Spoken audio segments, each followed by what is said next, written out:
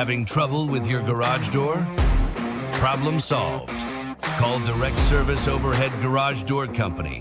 We're your go-to team for garage door repair, new garage doors, openers, and more. We offer same-day service. We're always ready when you need us. Best of all, you can book your appointment online or talk to a live operator. 24/7. No machines, no waiting. So whether it's a broken spring or a brand new garage door, trust the local experts at Direct Service Garage Doors. Call us today or visit directserviceoverhead.com.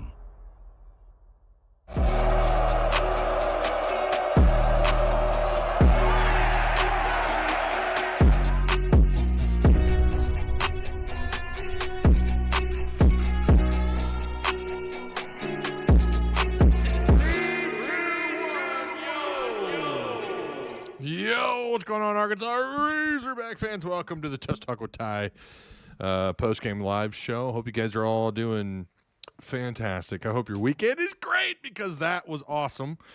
Arkansas basketball getting the W, although things were a little shaky there in the first half. They managed to pull away in the second half and show that, you know what, Missouri, you're just not on our level. You're just not. Arkansas hobbled, no knocks.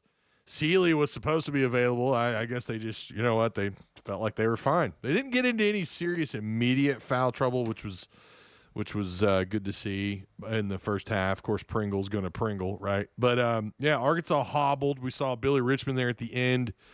Don't know what's going on there. Hope he's okay. Hope Billy Goat is okay. He was absolutely fantastic. And it might be I don't know. Is he the best two-way player on the floor for Arkansas? I think so. In fact, I'm not even sure. Let's get that. Oh, let's get that beautiful Razorback basketball there in the shot. There we go. We got it in the shot along with the red chrome dome. Brought to you by Arizona Tim, who gave that to the show as a gift. You're the man, Arizona Tim. By the way, Tim, you ought to be happy. Arkansas baseball, they got a W today. Also a game that was pretty shaky, a little back and forth. 13 hits. What was it? 7-6 off 13 hits. A couple errors for Arkansas baseball. I got to clean that up. Some of the defensive play, pitching. I don't know. As much complaining as there is about hitting, I'm over here like, yeah, pitching not off to a great start though. But anyways, I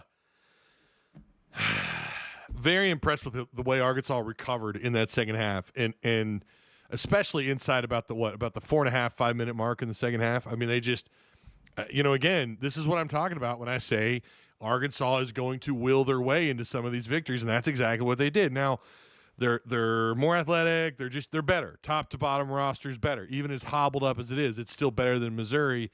Was a little bit surprised that the Mizzou size got to Arkansas in the first half the way that it did. Arkansas just looked like, I mean, they went 4.5 minutes at one point in the first half without scoring a bucket. Like, that just can't happen. At home, on the road, neutral floor, that can't happen, especially in offense that's as good as this one. But then what they do, they found their way on offense, and they just took off, and Missouri could not – they can't go blow for the Razorbacks. They can't do it. Missouri is just, now we got a chance to sweep them. That's the last game of the regular season for Arkansas on the road at Mizzou. Not an easy victory there, although they have a couple losses at home this year. I think Texas, and I forgot who the other one was.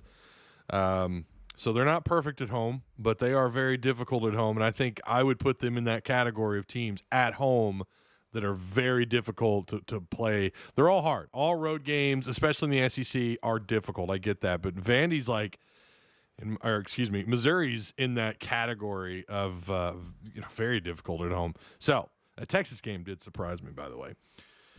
All right, make sure you guys like, share, hit the subscribe button if you're new here. I do appreciate everyone who's sharing the content. I think we're getting some shares on Twitter, on X, Tuss Talk with Ty on Twitter. If you're not following me over there yet, maybe you should. I know some people have not big fans of X. I like it. I think it's fine. I see you, Mac. I appreciate the retweet, sir. Thank you. Yeah, love that Billy Richmond. I love that GIF, by the way. Kevin Parks, I see you too, man. Thank you for the retweet. Yeah, shout out to Direct Service Overhead, the Garage Door Company. Same-day services, quality parts, affordable outcomes. You know, these guys are right there on the bottom of the screen there. 501-244-3667. And same-day services, quality parts, like I said, affordable outcomes, and they offer 24/7 service. If you have any issues with your garage door, 365 days a year, 1,000+ 5-star reviews on Google. Again, that's 501-244-3667. Direct Service Overhead, the Garage Door Company. Let me get to your comments here. Just needs to ice that knee. Is that what it was with him? Is that what it was with Billy Richmond? Kerp, I appreciate you, Ty. I appreciate you, Mac. Thank you, man. How dare you, Ty? I forget to ask that when I come in here. Wait. Ask what? Hold on. Sometimes I have the Will Ferrell blackout. Have you ever seen Old School? The scene where he's doing a debate and he gets up there and he just rattles off and then he's like, I blacked out. What happened? I do that sometimes, so I don't know what you're talking about. Pringle's gonna do what he does best, and that is fouling inside. Yeah. No, you're right about that. You are correct. My goodness, he's something Pringle's got to clean up. He had on one possession, on a single offensive possession. I don't know how many times this has happened for Pringle this year. Maybe once in SEC play. Maybe. I don't know. Maybe I'm wrong. Maybe I'm crazy. He had 2 offensive rebounds on the same possession. And I think that led to 2 points too. So I think they got a couple points off his effort there. So, you know, I think that's pretty good, man. I mean, good for him. I'm not saying he was terrific. He's not.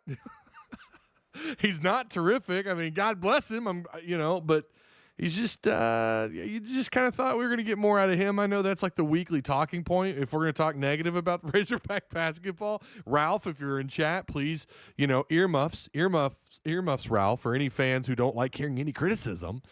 But he's been, he's a bit of a liability. And we don't expect him to do anything on offense, but on defense, he's just, it seems like he's always out of position, he's getting out physical, getting outworked. He seems to rarely be in the right place at the right time. And some of that is just, it could also be Arkansas style of play. And I realize there are some things that Pringle has done pretty well this year.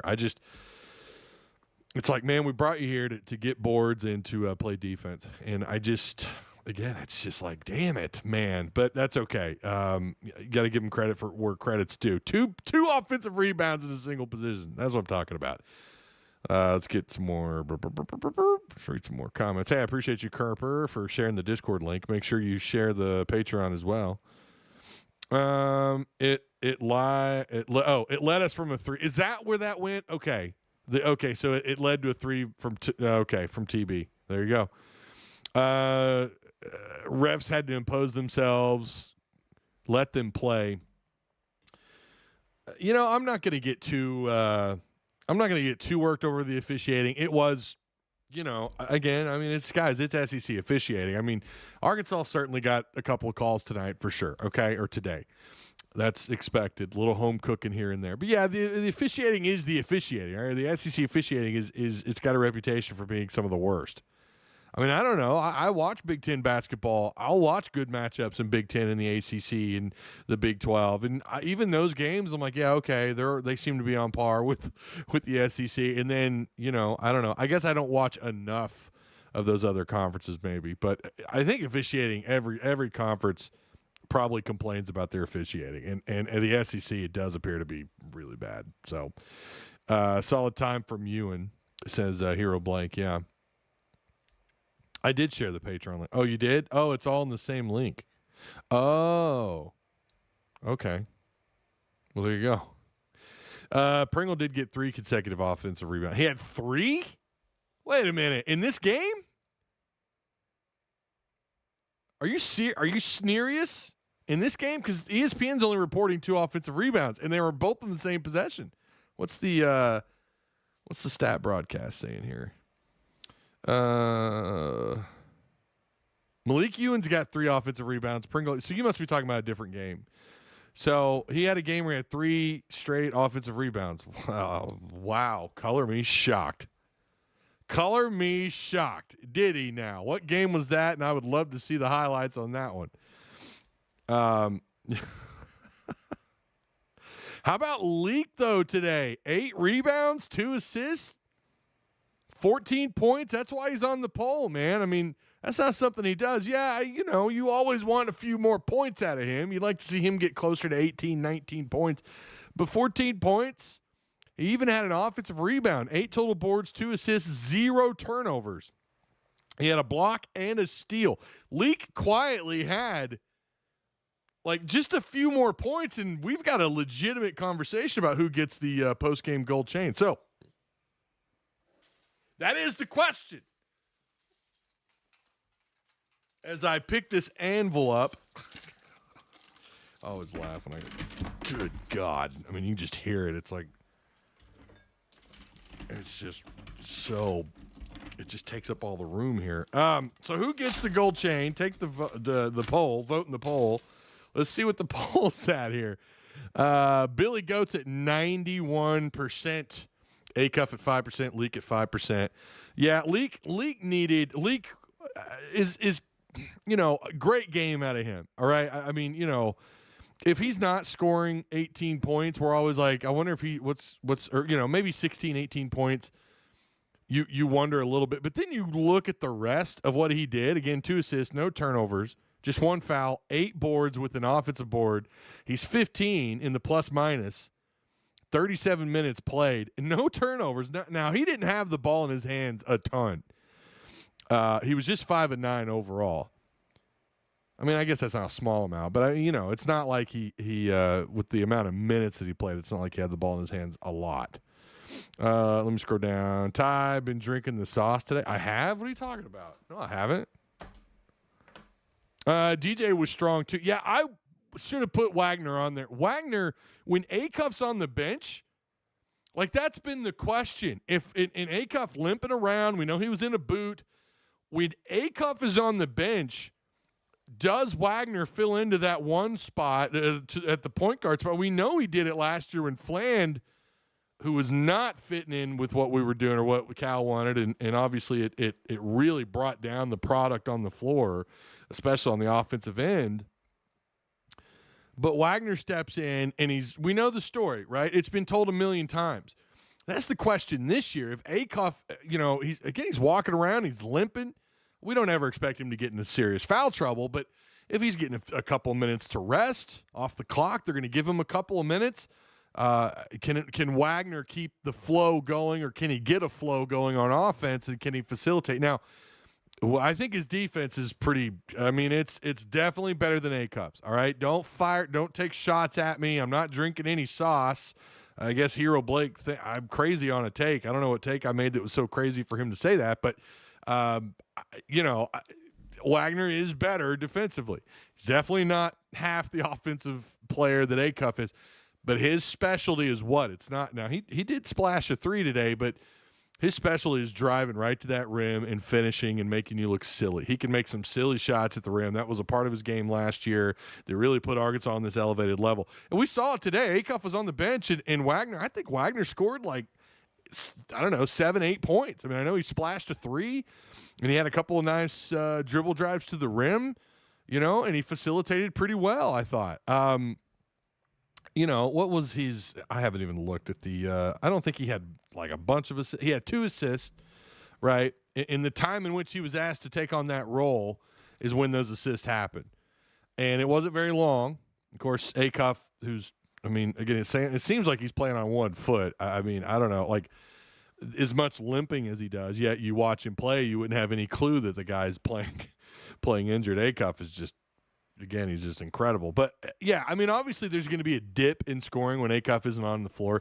But that is the ultimate question. And Mizzou, with their size and their length, and obviously they were trying to keep Arkansas. They were trying to crowd the lanes. They weren't letting them get anything easy around the post. Their hands were often up out in the perimeter. They were trying to chase those guys out off the perimeter, doing a pretty decent job early on in this game defensively. So, again, it's, can you respond to that? And it was good to see with Acuff on the bench when Mizzou was still playing pretty decent ball in the game. It's good to see that Wagner filled into that role. And, of course, Billy Richmond was fantastic.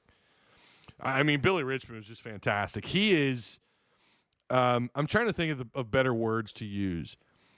Acuff is, of course, the most important player on the floor, okay? Defense is not there for him. And now, I thought he played better defensively today. Later in the game, you'll see Arkansas just kind of let guys take shots, especially when you've got this lead. That's fine. Let them get an easy 2, whatever. Doesn't really matter.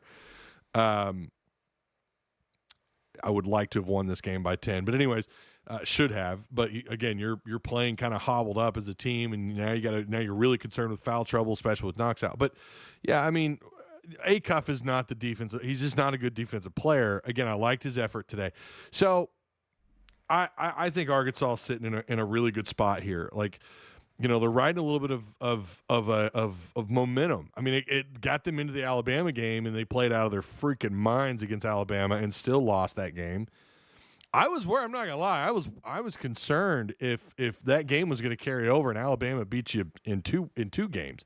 I was a little concerned about that. We're used to the slow starts. We are. We're used to the slow starts, but it seemed like Mizzou was just able to they got out to an 8-point lead in the first half. It was like Missouri was going to find a way to win that game, and Arkansas just looked like they were not excited to play basketball. They just looked – I mean, that's not the right word. They seemed like they were lagging a little bit in that first half, and they got a little bit of momentum going thanks to Billy Rich, thanks to some good moments by Wags. So, yeah, Bama did not beat them in back-to-back weeks. They found a way. They win by 8, 94-86. They score above their average. So, yeah. So what I was saying a second ago before we hand out the gold chain, Billy Richmond is becoming the most important player on the floor. Like, where Acuff is 1A, he's 1B. Because he's showing a little outside game. He's showing he could certainly finish. You know, he plays great defense, no doubt about that. I mean, he had 3 steals tonight, and he had 2 blocks. I mean, his defense is it's the best on the floor, no matter the position. It's like at times you watch two teams play in Arkansas and whoever the opponent is, and you walk away thinking Billy Richmond might be the best defender on the floor. So he's becoming the most important player, again, next to Acuff. So I think him and Acuff for his scoring, obviously, and how he could just stretch out a whole defense. He forces you to think twice about switching to zone, or, you know, makes you think twice about your personnel and, you know, who you're going to rotate in and out. That's the impact Acuff has. And then Billy Richmond on the other end of the floor, he could guard, I don't know, 1 through 5, but with his vertical and his length, he legitimately can guard anyone 1 through 4. You rarely ever see him get shook. You know, you're not gonna blow past him. You're not gonna just blow right by him. You're not gonna juke him out of his cleats or out of his shoes. He's a fantastic. So he's becoming a vital piece to this roster, and I don't think really anyone's that shocked by it. I think we maybe expected Leak to kind of be in that role maybe earlier in the year. I don't know about Wagner. Wagner's not, you know, a guy you expect to score 16 points. He's not going to get well, how many minutes did he get today? It felt like quite a bit. Well, okay, 18 minutes, and Richmond with 34. So, you know, nearly double the minutes. But, you know, if roles were reversed in minutes, we would not expect him to have 21 points. Like, we wouldn't expect Wagner to do that. Richmond's doing that, and he's playing great defense.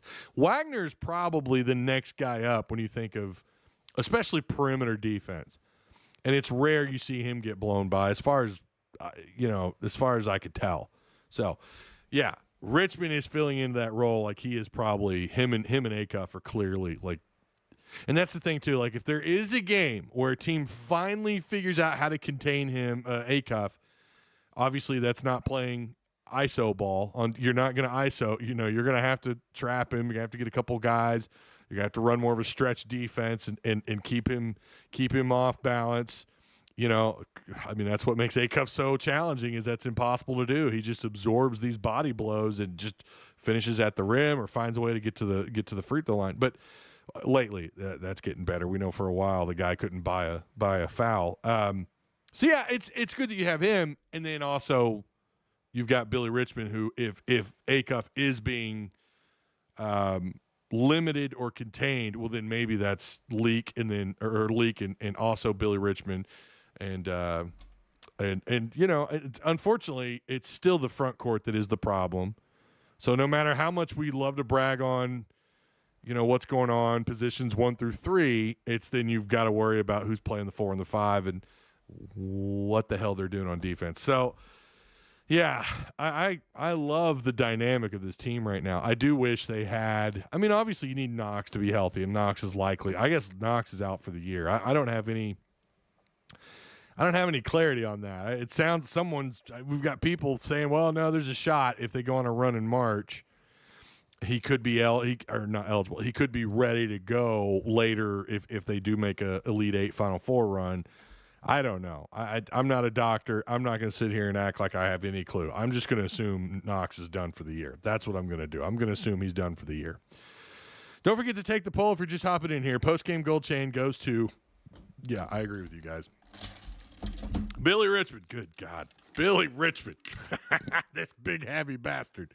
Billy Richmond. I think this is his first post-game gold chain. So shout out to Billy Rich. I'm sure he is absolutely thrilled that he has won the direct service overhead post-game player of the game. So congrats to Billy Rich. I agree with you guys. To me, it's like no contest. Him stepping up the way that he did. I just knocked the hell out of my studio light here. Get that back. Yeah, it's a no contest for me. I agree. It is the 93% is accurate that it's at right now for sure. Billy said, "Step aside, Acuff. I want the gold chain." That's it, baby. We need to get this thing. It needs to be recognized. This needs to be recognized. The post-game Tuss Talk with Ty gold chain. We need to clip that. That's what I need to do. We need to start clipping. Or you guys can do it in chat. Clip who wins this and post it. We need to make this a thing. I mean, we've not missed a single post-game MVP after a dub. So now I got to wear the gold chain, the lighter one that doesn't. Oh, there we go. All right, Billy Rich. I'm wearing that on your behalf, sir. Dave Hardy, he clashed knees with Acuff. Oh, yeah. That's what it was. You're right. Yeah, and fans and Bud Walton were not happy. They thought it should have been a foul. Not a good look for the fans inside the arena who were screaming, "Refs, you suck," when it turns out it was hog-on-hog violence. Yeah, hopefully he's okay. Hopefully he's all right. This NWA Live. What's up, Tim? How you doing, man? How's it going? Again, make sure you guys share the content. Subscribe if you haven't already. Old Billy Goat has really showed up in the last 4 or 5 games. He's been fantastic. There's no doubt about it. He's been absolutely fantastic. I mean, you know, now Acuff, of course, was elite against Alabama. But, you know, again, that's another game you look at and you go, what happens if Billy Richmond also doesn't show up? Now, you had 3 Razorbacks in that game, and did we go over this? We didn't go over any of the super specifics in that game. We were so upset by the loss. You had 3 Razorbacks against Alabama scoring the 20s. Now, of course, double overtime, that's not too shocking, but Arkansas shows they are, I really think, on the offensive end of the floor, there's no one better. I realize Alabama has some numbers, and they're top, I think, in efficiency, and you know, you look up and down the list, like Alabama is certainly you know, they're up there. It might be a 1A, 1B situation. I don't know. But these are 2 of the best offensive teams. Neither one of them played defense for shit. But, you know, that might have to be a legitimate prediction in our Discord. Who goes further? Now, obviously, Arkansas, with it being an Arkansas Discord, everyone's going to pick Arkansas. I do tend to believe that would be the case. I think Alabama's defensive, they're not good on defense versus anybody at any point. Have they been that good on defense? I've watched quite a bit of Alabama ball this year, and they are just nothing there on defense. It's like they might as well just let, you know, they're just going to outscore you, and they're going to take a shit ton of threes, right? And they're pretty damn efficient at it. and they get their guys to their spots and on offense, and they are very difficult to deal with. And they obviously can find other ways to beat you as well, but they like to take those threes. But in this case against Missouri, Arkansas played it. This is the longest team in the SEC. Like, it is, like, height-wise and maybe even overall length-wise, you're talking like wingspan they might be. I don't know. Like, they are huge. And what Arkansas showed you tonight, and they've got some talent. Make no mistake about it. Mizzou's got talent. They're an NCAA team. I don't know how far I would put them. Maybe the second round. Maybe they can sneak into the Sweet 16 if they get the right matchup. They're going to need the right matchup, though. But what Arkansas showed you tonight, despite the fact that it was on a home floor, they found a way past. They just wore you down. And again, they didn't. It's not like their rotation's 9 or 10. They went 8 deep today. I keep saying that tonight. They went 8. They went 8 with their rotation. But I mean, they had guys. Three of their starting 5 were in foul trouble. Phillips, Barrett, and Pierce were all in foul trouble. Arkansas finally got some of those dribble drives to the rim. They finally got some of those called tonight, by the way. Like, that's why I'm not going to shit on the officiating. I think actually Arkansas got a couple really not great calls that shouldn't have been fouls. They had a couple things go their way tonight. But it's like, that's what you expect from home cooking. And finally, too, they were letting Acuff drive, and they're finally calling those damn fouls. We've been talking about that for weeks here. Why does this guy drive as much as he does? Despite the fact how good he is at absorbing contact, why are there not more fouls called on defenders that are dealing with him when he drives? And tonight, God, I did it again. Today, he's 11 of 13 at the free throw line. You know, I mean, finally, and you see what they can do. Arkansas will will their way past some opponents, despite your size. Now, there's not going to be that many teams with far greater talent. I don't know that there are that many. There's definitely some extremely talented, athletic teams that are obviously going to advance in the tournament, and Arkansas is probably going to come across them when they advance. But there's not very many teams, especially even in the SEC, that are going to be more athletic. And again, I think Cal was able to expose Missouri. Yeah, you've got size, you got a couple of guys that can run up and down the floor, but we've got more of them. And we're going to find a way. And he reached, like, Billy Richmond is like, even he has surprised Coach Cal. His play, it's just, again, he is 1B in terms of the level of importance that he is on when he's on the floor. You know, he's kind of like the key for them. When things seem to be going wrong, I mean, Arkansas is struggling on offense. They had that 4+ minute, dry spell. They're not scoring points. They're not getting to the free throw line, and all of a sudden Billy Richmond turns it on both ends of the floor. It either starts with steals, with magnificent plays at the rim. He gets Bud Walton jumping. He is the key. Acuff is certainly your MVP, no doubt about that. On the offensive end of the floor, extremely important. But make no mistake about it, Billy Rich is the best two-way player on this roster. So we're going to get to these numbers here in just a second. Let me read some more of your comments. I think it just may have been a cramp on Billy. Oh, talking about Billy at the end there. I don't know. Brim's right. He had a collision, and I think after that, was that when he was? Is that when that started with his knee? Maybe he was limping there for a few possessions, and we missed it. Man the game, Cal would have added if Cal would have got a good big for Brazil to practice against. I think he's just more of a power forward than a center. Yeah, he's definitely a 4. He's a stretch 4, Johnny. That's what he is. He is a and he's someone who I was watching tonight play defense. Son of a bitch. Today, damn it. It's not nighttime yet. It's late evening, Tyler. Get it right. I saw him play some pretty decent defense today. Not great. Yeah, he got blown by. I think he gave up a couple pretty, easy inside gives, maybe more than a couple. But there were other times, especially in the second half, where he was doing a pretty good job, man, playing around the post. Mitchell's a really good player. Transferred in from I remember him. He played 2 years at Duke. And didn't really explode at Duke, but he's been a good piece for Missouri. I think this is year 2 for him at Mizzou, right? We were pretty efficient on our threes today. They need to shoot 7.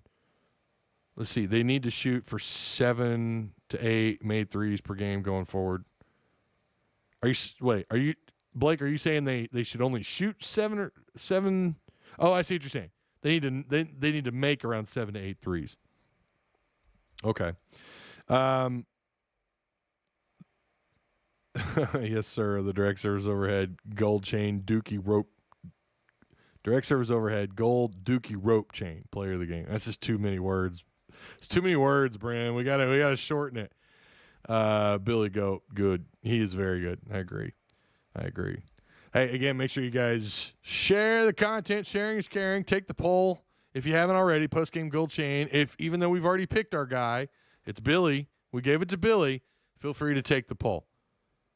Maybe you think we're wrong. Tell us why. Because, again, we don't want to overlook some of these performances today. So let's go over this. Missouri does shoot really well because why? Very easy to score buckets. I mean, again, they've got size. They're going to do this to everybody, but especially against Arkansas. 48 of their points came in the paint. So 48 of their 86 right there, right? Easy buckets. 55% shooting overall, 31 of 56. 7 of 21. I think they were, 2 or 3 threes away from their average on attempts. They did pretty well at the free throw line, 17 to 23, 74% there on the road, not terrible. 26 rebounds. Arkansas wins the rebound battle there, 31 to their 26. They had a almost 2-to-1 ratio on assist to turnovers, and this is why part of the reason why they were stuck around for so long. Their ball movement was really good. Not great, but it was really good. Didn't turn it over a ton. 10 is, my philosophy is always single digits. You want to keep that as far below south of 10 as you can. And they did. I mean, listen, coming into Bud Walton and as good as the defense was played by 2 or 3 Razorbacks, they did a fairly good job. No stupid turnovers like, throwing to where, no one's out on the floor. I think only one of those went into the crowd, I think once. Not a lot of obvious, just stupid mistakes. Missouri played pretty clean ball.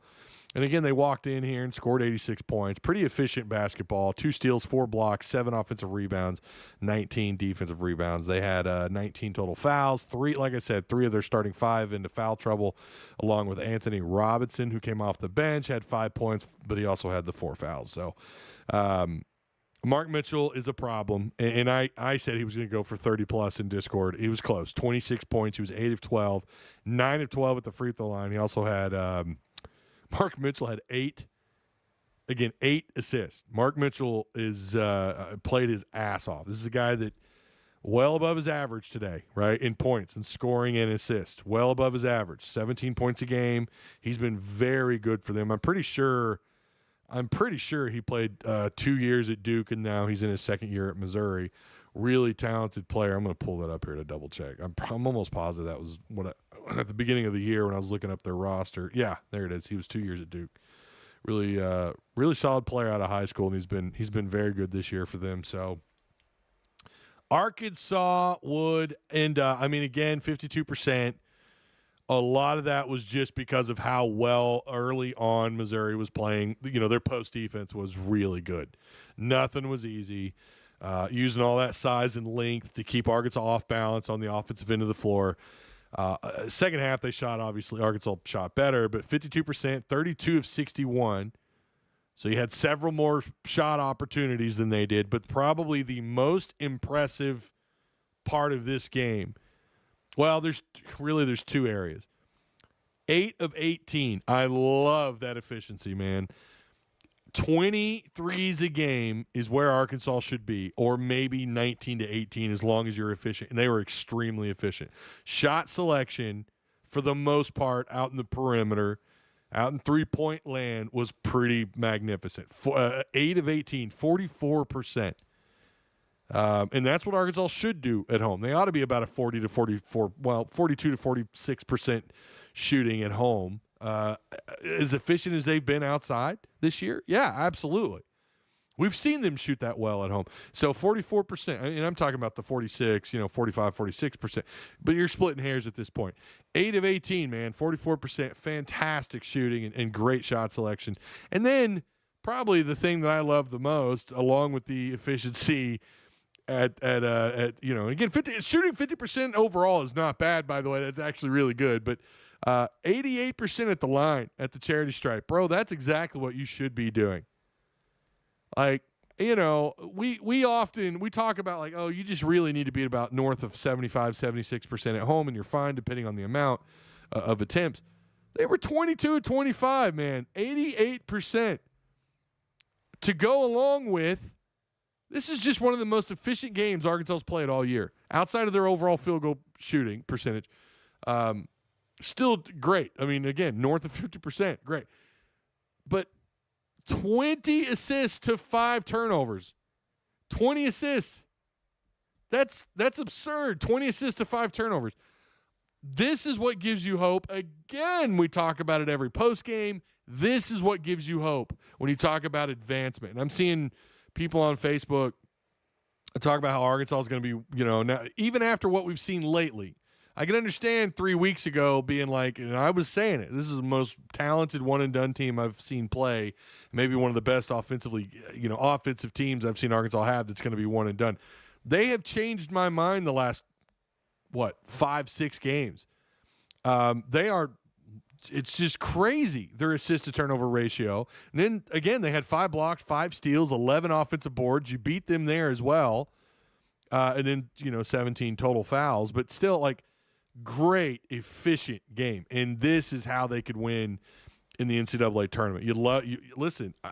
Pay attention in the SEC tournament. Now they're probably not going to play a bunch of games in the SEC tournament, with the buys and everything, but pay attention to how well they play on a neutral floor against decent opponents. It might give you a little hint of what to expect in March. Not the full picture for sure. And obviously I think coaches don't ever want to say it. They're going to brag on the SEC tournament because that's the corporate line. You can't hate on it. Now baseball coaches are different. They'll tell you, I mean, you could read the writing on the wall. They hate the SEC tournament in baseball. Maybe not hate, that's a strong word, but I think they're just ready to get into the NCAA, into the regionals. In basketball, I think it's not as big of a deal, but you want to rest before the NCAA tournament, right? So you can't take it if you lose early, if you lose a game, if you lose your first game, your first opportunity, that does not mean Arkansas is going to be a one and done in the NCAA tournament. But there are some things you can kind of take away from that, how they respond to adversity, and also depending on the matchup, right? If you get another matchup like this where a team who's got some size, maybe they play really well down low, they're physical around the post and can block you out and put you out of position the way Mizzou can sometimes. See how they respond, and you saw what they did today. So something tells me it's just starting to feel like Arkansas is built. Again, there's got to be some changes on defense still. Obviously, the front court, we're going to go on and on about the front court. And I agree, if it's the thing we're most concerned about, it is the front court. It is the positions 4 and 5 for sure. It's all those guys playing close to the post. That's the thing that if we're going to talk about being one and done, that's going to be the area. It's not the assisted turnover numbers. Rebounding could be better, and they're probably going to lose some of those battles in the tournament. That's fine. It's not shooting percentage. It's not, it's not the efficiency stuff. It's going to be the front court. But they just feel like a team to me that's built to advance. Yeah, you'd love to get Knox back. You'd love to have that 8th option. We'll see what Seeley can do. I was really hoping he'd get some minutes today, and he didn't. Was really hoping to see him. I want to see Seeley solidify himself as that next guy in that rotation, and we're not seeing that. We haven't seen him, and I know he was initially doubtful, or no, maybe it was questionable, and then they cleared him to play. I think Curtis Wilkerson reported that on X from inside Arkansas.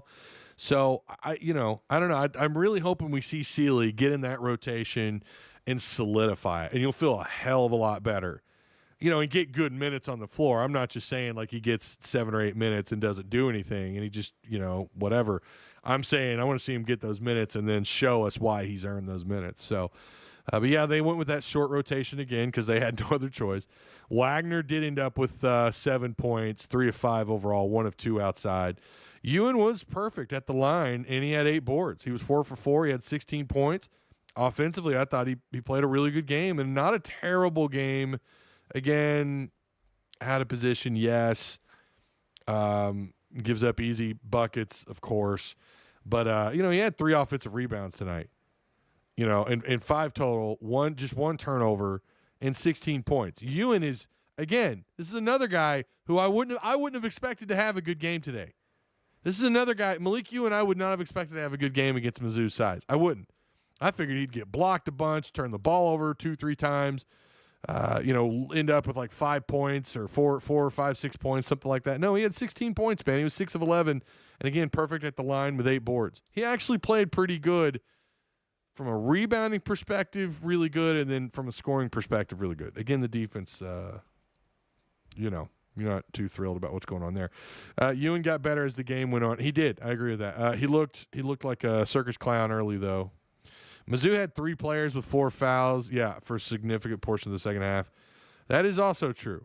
That is also fair, and he took advantage.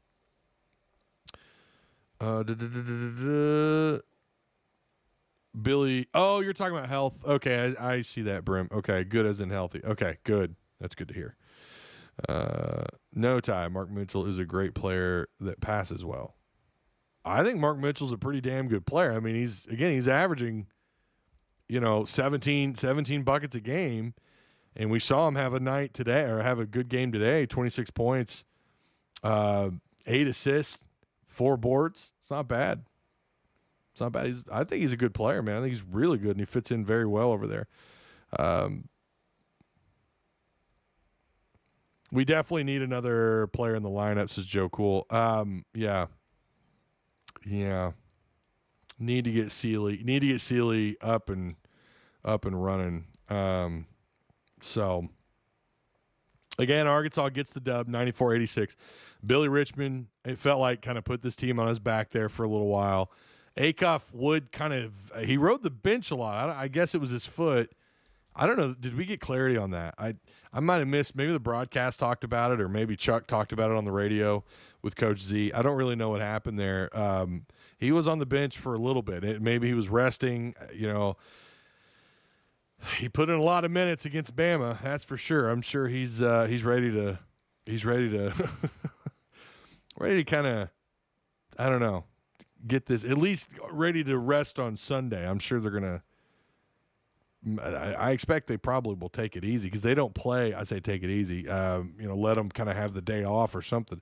They play A&M, a team that is, A&M, I don't know what's going on with them.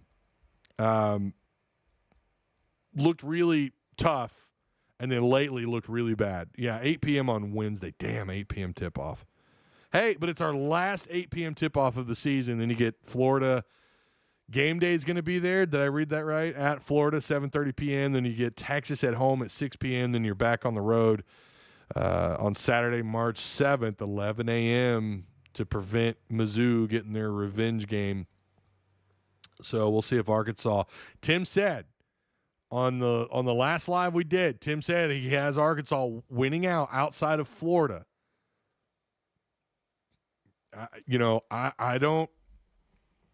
I don't know if I see that. I'm not sure yet, but I think there's a good chance if they only lose the one, obviously it's Florida. If they lose 2, you're still in great shape. Obviously you're locked into the tournament, but I mean with a good seeding.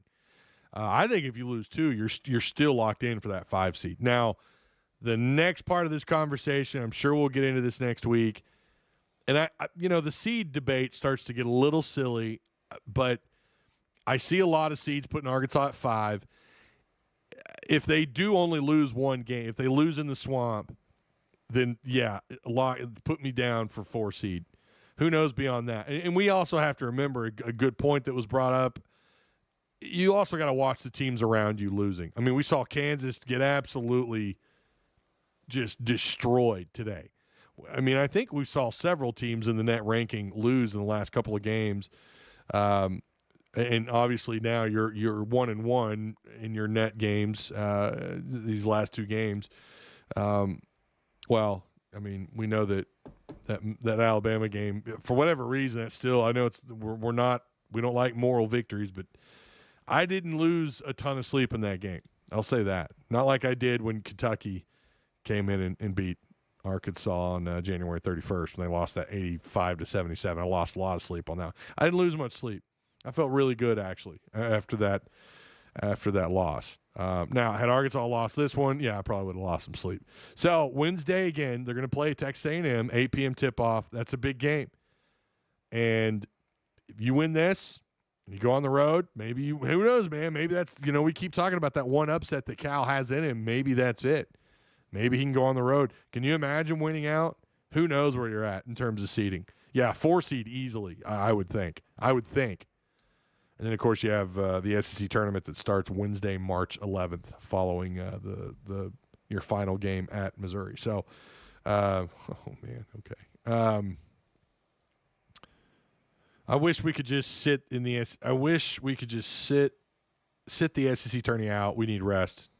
Well, you're not kidding, Steven. You're not kidding, man. We definitely need another player in the. I already read that. Do they give Acuff SEC Freshman Player of the Week or the outright Player of the Week? I think he gets outright Player of the Week. How the hell do you look at that Alabama performance? I mean, yeah, he's going to get. If he doesn't, we need to march. Everyone protests for the stupidest shit today. So why don't we protest during the SEC tournament that he didn't get SEC Player of the Week this week? Joe says I'd actually prefer the 6 over the 4 and the 5. Yeah, but the SEC will look for a reason to give it to probably Hubbard. I saw Mint didn't play very good today, or I heard that Mint didn't play very good today for Tennessee, who put up 46 and blah, blah, blah. But he put up 20 and a loss. We still need a signature win, maybe Florida or in the SEC tournament, says Gary. Yeah, that is okay. That is my hang up with this team this year. That is my hang up with Arkansas basketball this year. Their marquee win, their best SEC win was what? Was absolutely blanking Vanderbilt when they were 15th in the country was pretty nice. Had you beaten Alabama, there's your marquee win, right? And you fall short. Arkansas just doesn't have that marquee win in conference play. Now, non-con, yeah, you beat Louisville inside Bud Walton by 9. I guess you could talk about Texas Tech on a neutral floor in Dallas, 93-86. But they don't have like a marquee SEC road victory. And maybe this is it. Now, beating Missouri at Missouri would not be a marquee victory. I'm sorry. I just don't. Missouri does not. I don't care whether or not they're ranked. I don't care if their net ranking is in the 50s, whatever. It's just, if anything, that's more evidence that it's not a marquee win. That wouldn't be a marquee win. So you would have an SEC season where you don't have that one victory on the road that was just like, holy hell, they had no business winning that game. So that would be it. Florida would have to be it. And we had one last year. Musselman obviously did a pretty good job. He always had a mark. And again, I'm talking about either at home or on the road. They really don't have a great SEC. Just, wow, they had no business winning that game. Again, other than maybe Vanderbilt. And mostly because you beat the hell out of Vanderbilt. I think anybody who's watched basketball this year knows that Arkansas is better than Vanderbilt. Arkansas is better. I'm sorry, they're better than Kentucky. I don't know what the hell happened. Kentucky was desperate. Well, they walked into Bud Walton and they found a way to get the dub. I think Arkansas is better than Tennessee. Arkansas is better than Tennessee, even when Tennessee was 19th when they walked in January 3rd and lost by 11 points to Arkansas. So, I don't know. Maybe that's just it. Maybe you're kind of living life at the top and this is what it's like. Not that we should be new to that. I mean, after all the Sweet 16 and Elite 8 runs this team's gone on in the 2020s, but maybe this is just kind of the view from the top, all these wins, and these are good teams that you're beating, but it's like, it doesn't feel like a marquee win because you are the marquee team. You are the team sitting at the top.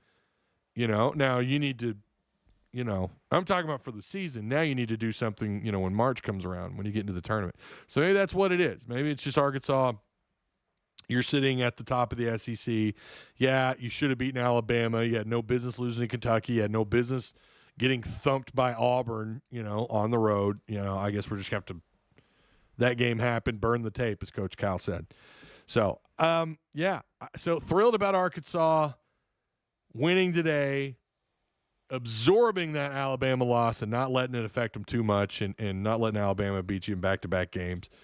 Now you got A&M. And, again, A&M, who I thought was playing pretty good ball there for a little while. And they were. They were playing really good ball. They'd won 7 out of 8 SEC games to start the year. A nice little win streak after their loss against Tennessee. They won 4 straight, beating Georgia on the road, beat the hell out of Georgia on the road. They did beat Ole Miss in a close game, but, that was after a 4-game losing streak. So, now they got to come to Fayetteville. So, there you go. All right, everybody. What seed you thinking let's see. What seed you thinking we would be with a loss to Florida and an SEC championship win? I have no idea at that point, Gary. No clue. I'd just be throwing. I don't know. That's a good question. It'd be pretty high, no doubt. Definitely above a 5 or 5 seed for sure. Again, it also depends on what happens around you. I don't know how you wouldn't be a 3 seed at that point. I don't know, maybe higher. And then you've got to consider, winning the tournament, right? What that does. Isn't that more of the state of the SEC season and not so much our wins? I mean, who would have been a statement win other than Florida? Well, the SEC still has a number of teams in that net top 64 or whatever it is. I think they still have, they are pretty sure Lunardi has the SEC with, you know what? I haven't looked at that in a while. I haven't looked at Lunardi's big board, but I think most brackets have the SEC with either the most or the second most teams in the tournament. So this is either a condition of the SEC's just beating each other up, some ugly games. I don't know. It could be. We're going to find out, right? When the NCAA tournament comes around, if you do send 10 teams, which for a while I thought would not happen, and now I don't know. But if you send 10 teams, we're gonna see, and you're gonna have, of course, if teams advance, eventually you're gonna have SEC on SEC violence. I guess we're gonna find out, just how good this league actually is. But Arkansas has, again, you go back to Vanderbilt. I mean, that was belt to ass. But then Arkansas at Auburn, you lost 95-73. You lost at Georgia 90-76.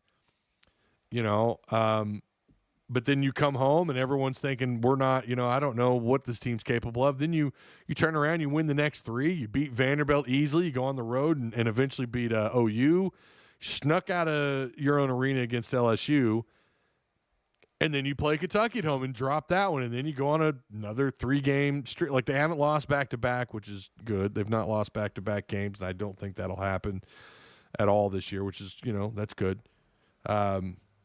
It's been a bumpy road. I guess that's fair that it's been a bumpy road. I just wonder, how many teams in the SEC do you see actually advancing? How many SEC teams really do you think playing just, their level of ball, how many SEC teams do you really see going far? And I think that's really hard to answer right now. I don't know. I think Alabama's capable of going on a good run. I think Arkansas is capable of going on a good run. I don't know. Jury's out on Kentucky. I have no idea what to expect out of Kentucky. I mean, you can kind of go down that list of those top 8 teams. I'm not sure. But then sometimes you get into a tournament setting and you're looking at, 4 or 5 SEC teams in the Sweet 16 or something, something wild. You saw the success that the SEC's had in the tournament the last couple of years. So, who knows? It's hard to say right now. It's kind of an apples and oranges thing.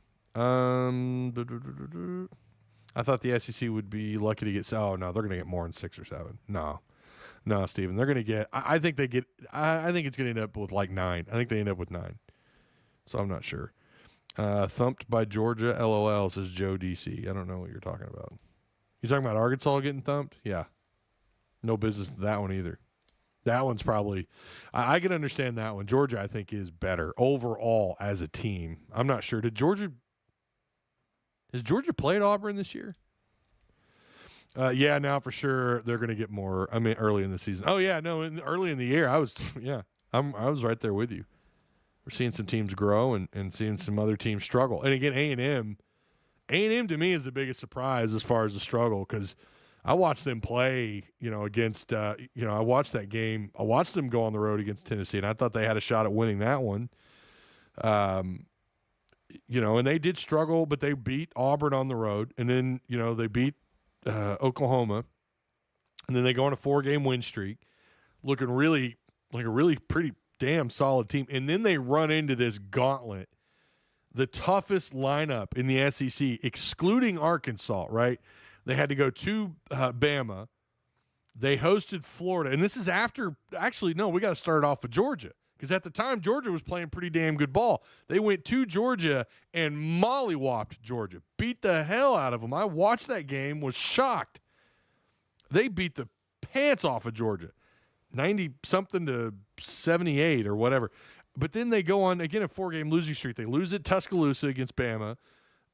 They get throttled by Florida by 20, and that seemed more like a mismatch just in terms of just how the two teams play. And then Missouri beats them at A&M, and then they went to Vanderbilt, and they got mollywopped again, 82-69.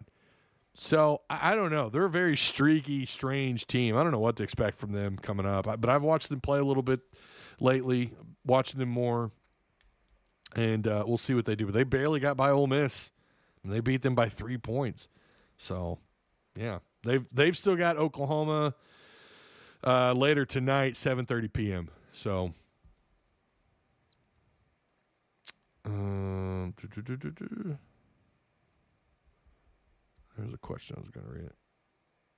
Oh, Blake says, Ty, I was kidding about the sauce because you didn't see the Patreon in the same comment. Oh, okay. I was wondering. What did I say that was – yeah.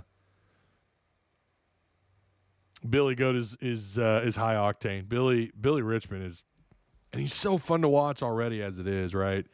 Like Billy Richmond, man, if this is what we're going to expect night in and night out, and he elevates on the defensive end of the floor. He makes everyone. I think, I think there's times when you watch his I don't know, the will to play defense. I think it does make guys around him want to play better defense. Not that they do, but I think you see a little bit more giddy up in them on the defensive end of the floor. They're getting back quicker in transition.